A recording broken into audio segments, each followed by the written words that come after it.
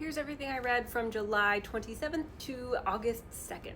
On audio, I listened to This Could Be Us by Kennedy Ryan. This was the last book I had left to read in the Skyland series, and I think this one was my favorite in the whole series. It's about a woman who's trying to find herself again after divorce, and ultimately I really liked her character journey in this one. Also on audio, I listened to One for All by Lily Lainoff. This is a YA historical book about a girl who wants to become a musketeer. Her dad passed under mysterious circumstances, and she wants to figure out what happened to him, and it has POTS rep. They don't call it POTS, but it's definitely POTS.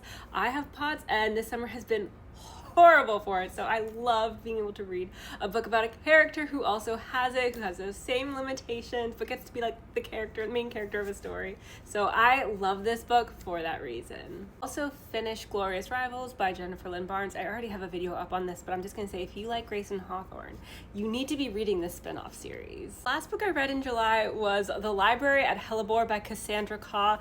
This book is like if you combined A Deadly Education with Bunny but made it gorier. It puts like the dark in dark academia. I'm gonna film a video on this book right after this one, but this one was a wild ride. The first book I finished in August was A Crane Among Wolves by June Her. This is a YA historical mystery. It's centered around one of Korea's worst tyrants. You have this girl who is trying to find and rescue her sister who was taken from her, but she ends up stumbling into this group of people who are trying to stage a coup and get rid of the tyrant. It was a really interesting story, and just like look at this cover, like lots of tension. I also read The God and the Gumiho by Sophie Kim. This was a really fun fantasy book. It's about this woman, Hani. She was once a Gumiho known as the Scarlet Fox, but now she's just trying to get by, working at a cafe where a particular customer constantly irks her. That customer was a once fallen god who now spends his days hunting